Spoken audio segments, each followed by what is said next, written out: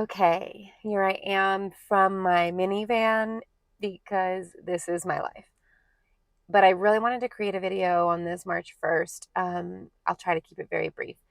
As you've probably, if you've been following any sort of astrological channels or anything that has to do with any sort of intuition or anything like that, then you probably have seen the notices and the signs that March is a big month. And it is because there's a lot of planets changing signs. There's a lot of orbs changing signs. The sun will change to Aries on the 20th. Pluto, which is a long transit planet. The reason it's such a big deal when Pluto changes things is because it takes a very long time to change signs. And so we are going to see it change from Capricorn to Aquarius. Yes, I'm making sure my brain is got the signs right. It's going to be changing from Capricorn to Aquarius, which means we've already, the thing is about a long-term planet is that we've already been feeling the change probably for the last year or two, and we will it also, it's like we already can feel the change of the sign like it's already changing, but then we're simultaneously feeling the concentrated dose of the sign that it's been in. As in, and so in this case, we're talking about Capricorn and Aquarius. And Aquarius energy has to do with like the power of the individual, the inventiveness of the individual, but the power of the individual to benefit the many. And we're not just talking about like hive mind here, although that could be like a shadow side of Aquarius. What we're really talking about is like, how do I become the most me? And how does me becoming the most me benefit the world? Okay, so that's Aquarius. And we're coming straight out of the sign, Pluto's coming out of the sign Capricorn. Capricorn is literally it's ruled by Saturn, which frankly just means I'm putting that in here because I'm gonna talk to you about Saturn in just a minute. But Capricorn is the sign of diligence, of work, and not work like daily work. We're talking about work like career or long term investment. You know, Capricorn is the sign of the sea goat, which don't ask me what that means, but the goat kind of idea is this mountain goat that is determined. It's going to take every little step. It's going to find ways where there seems to be no way simply by its determination to do so. So that's a Capricorn feeling. The shadow of Capricorn can be restrictive. It can be very like black and white thinking. It can be nose to the grindstone. It can be a harsh taskmaster, a harsh ruler, a harsh teacher. And so what we've got is Pluto is this planet of transformation. It's the ruler of the underworld. It is the underworld coming to go, have you paid attention? Have you paid attention? Have you paid attention? And so as we've noticed over the last couple of years, as Pluto has been exiting, moving its way through and then exiting now Capricorn, we've seen these structures that we felt were pretty solid, or we at least thought were solid, are now being transformed. And that's the thing about the transformation power is this: what can make it good or bad is your judgment, your determination. It is like the goddess Kali, you know, if you're familiar with the goddess Kali, and she's this terrifying creature who carries the heads of the people that she's beheaded around her neck. She wears a necklace of them, and she holds one in her hand, and she has a sword in the other, and she is this consuming fire. She's constantly depicted as dancing in the fire, and which from one perspective is terrifying. It really can be. You know, she is this ferocious being, and if you resist her and if you fear her, then she becomes all the more terrifying. But the way that Kali works is she is the embodiment of divine love, the most beautiful, fiery, passionate love, which says, I'm not going to put up with your BS. You know, I'm not going to put up with the things that you say you have to have. I'm going to put everything into the fire. And I invite you to come with me and let everything be put into the fire and see and know, trust that this fire is love. Trust that the fire is love. And as the fire gets set to everything, only things that can endure will be left, meaning only love will remain. Fear cannot remain. Insecurities cannot remain. Any structures that are not serving you cannot remain. Any structures that are not made of love cannot remain. And so that's what Pluto has been doing, is kind of that same Kali essence. It's this essence of love, consuming fire of love, coming through Capricorn and coming through our structures, coming through our rules, coming through our everything that we have set up in our determination and our diligence and our hard work. And it is saying, is it love? Is it love? And if it isn't, anything that isn't love is being put to the fire and is being transformed. And so as we're watching these different structures fall and these different things kind of be a little more wobbly than maybe we expected them to be, what you can do for yourself to give yourself peace, to bring yourself back into love, is to say, I trust the divine fire. I trust divine love to have my absolute best interest at heart. And anything that falls away was not love. So keep that in mind as we move from Pluto in Capricorn to Pluto in Aquarius. Now, we have yet kind of to see how Pluto in Aquarius is going to play out. There's tons of opinions out there, and so I'm not even gonna try to forecast anything like that. What I will say is that I'm really excited to see, because I really believe that it has to do with the uncovering and the unfolding of our actual unique power as the individual, and then taking that personal responsibility to benefit the whole. So it's not a coerced responsibility where it's like, I have to do well, I have to have discipline so that I can benefit everybody else. That's very like should. That's very Capricorn. It's very shadow of Capricorn. And so we're actually moving into like, what do I have to offer? So Aquarius is the water bearer. The reason that's an interesting thing, it's an air sign that's a water bearer, air meaning the mind. So why is the water bearer a mind sign, an air sign? Because the water bearer invented the idea of a vessel. Instead of having to, take everything that needed, instead of how do I get the water from the stream to my house, to the village? What do I do? Well, I create a vessel. So now you're the water bearer. And that's the idea of the inventiveness that we were approaching. What do I have? What unique skills, talents, gifts, and abilities, or thought patterns, or mind patterns can I have? What right-mindedness can I move into to create miracles in the world around me?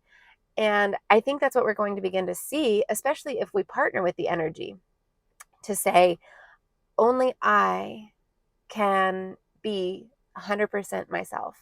Only I can. Everybody else is their own unique expression of God on the earth, and only I am this expression. Only me.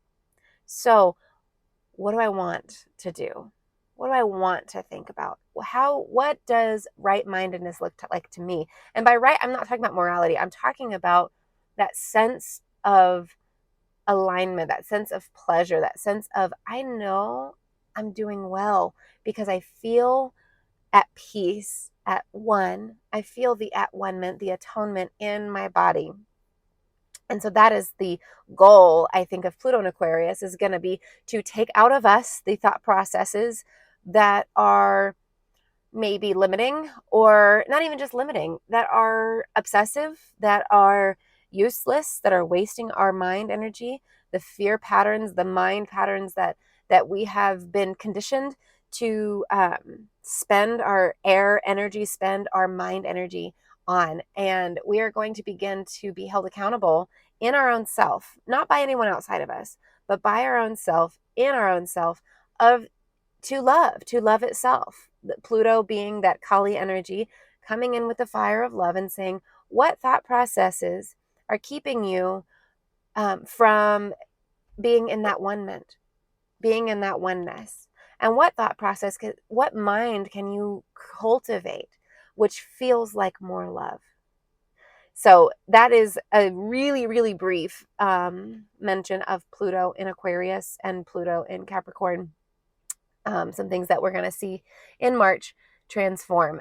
Something else that's going to happen here in March is that Saturn is going to change signs also. Saturn is going from Aquarius into Pisces.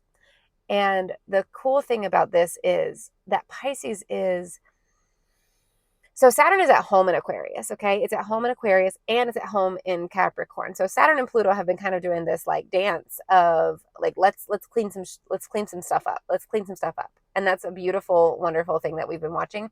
It's also been a challenge. Like it's been a really big challenge. And so I just want to affirm in you, if you've had a challenging couple of years, you're not alone. You're not alone at all. Not at all. But anyway, so Saturn is now moving out of its natural environment, Aquarius and Capricorn, into Pisces. And Pisces is, if you know a Pisces, I say count yourself blessed. Some people think some people get driven crazy by Pisces. Some people love them. They are a dreamy, romantic, can be a very emotional sign. It is a very emotional sign. It can be an illusionary sign. It can be full of illusions, but it can also challenge that part of us that is strict and unwilling to bend. It basically is the water that comes and finds the lowest places in us, and it pools in the bottom, and any seeds of dreams that have been covered up. Pisces is the water that seeps all the way down through the cracks, all the way through the cracks of Capricorn and Aquarius, seeps all the way down into those little potent cells of seeds of dreams that we have in the very bottom of our core being. And Pisces lets water drip on them slowly. And as the water sits on those dreams, then Pisces gets to encourage those to come up, because then after Pisces comes Aries, which is a fiery sun sign, very Mars oriented. So that's in the future. But this is what's so cool about Pisces, is that water drips into that seed bed and it soaks the seeds. And as you can tell, I'm very excited about this because Saturn is an activating planet. It can be. It's got a lot of power. It's got a lot of oomph. It's kind of like Mars in that sense. Like it is a doer. They call it a malefic planet because it is on the side of, it brings a force. It brings a masculine energy, and it can feel kind of like a force to be reckoned with. It can feel like a saw. You know how it's like shaped like a kind of like a buzz saw. It's shaped like that. That's one of the reasons that we kind of in our consciousness have decided that Saturn is like a buzz saw. It cuts things out that don't fit. It's a good teacher. You know, it's the Mr. Myagi planet, which is like, why am I having to wax on, wax off all the dang time? Oh, all of a sudden I wake up and I realize it was all for something. And so Saturn, this buildup has been happening with Saturn, has gotten its power in Capricorn and gotten its power in Aquarius. And now it's coming into Pisces. And the water of Pisces is seeping down into because we've had Jupiter in Pisces, we've had Venus in Pisces, we've had all of these beautiful Pisces planets in Pisces, that the water has been dripping down into our dreams, dripping, dripping, dripping. And those seeds have been soaking. And now we get an activation. Saturn is giving us this activation, and it's going to happen on March 7th, okay? This is the first time it happens. Also, there's a full moon on that night. So the reason that's cool is that we've got water, we've got Saturn, we've got the moon, which activates water also. Physically speaking, the moon activates water. And it is a reflective, dream-like energy that the moon is going to bring us also. So the March 7th is this really cool date. It's also my marriage anniversary. But that's beside the point.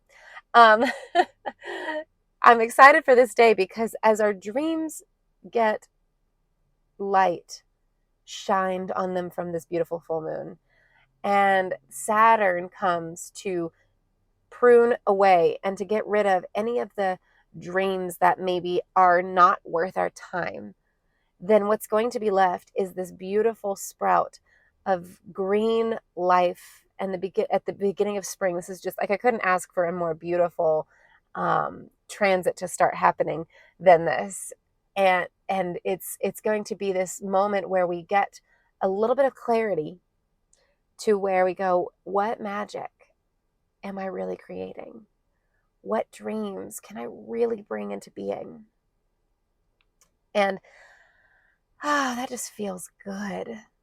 And so to work with this energy, I'm sorry, this is getting a little bit, well, it's not too long, whatever. You're still here. So to work with this energy, what I would say and what I've been doing to practice up until, well, I'll keep practicing. So what I've been doing to practice is in the mornings when I wake up, I open my eyes, I curl up in the fetal position, face down, booty in the air and everything, and I give myself a big hug like a seed in the earth. I got this from Elizabeth Bennett. Her Wintering Well class is phenomenal. Take it if you haven't taken it yet.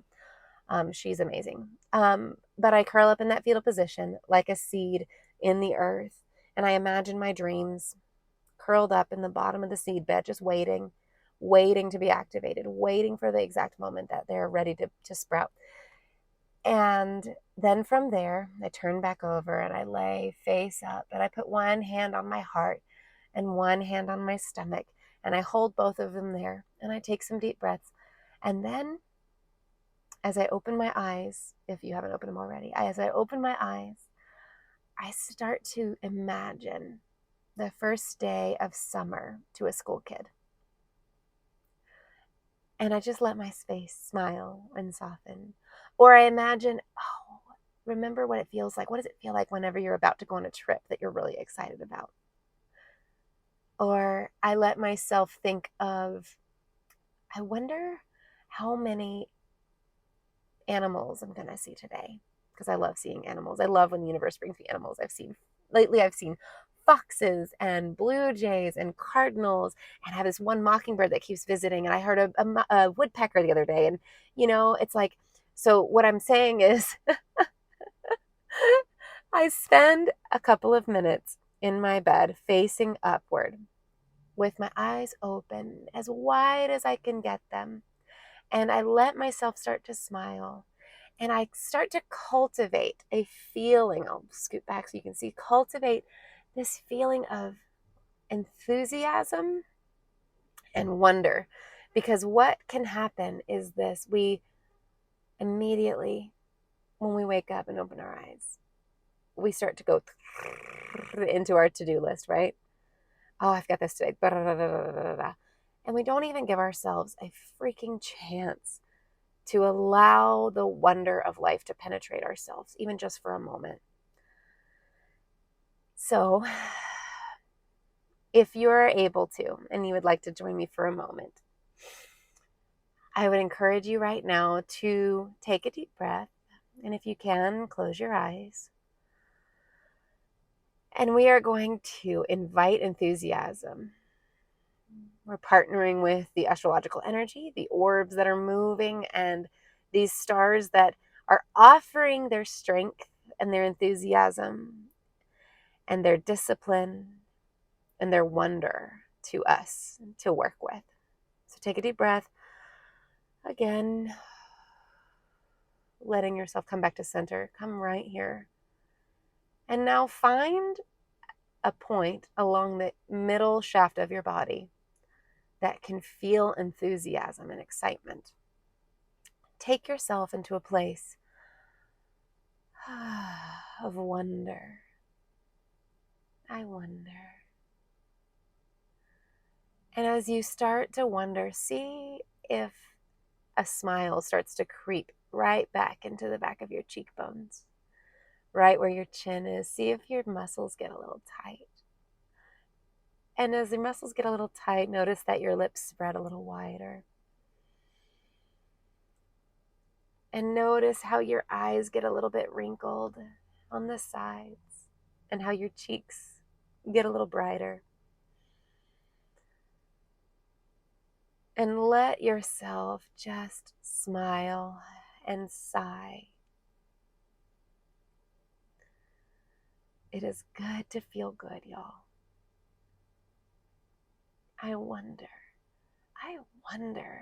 what beautiful things await me for the rest of my day. With that beautiful smile on your face, I bless you. I bless you to enjoy the rest of your day ridiculously.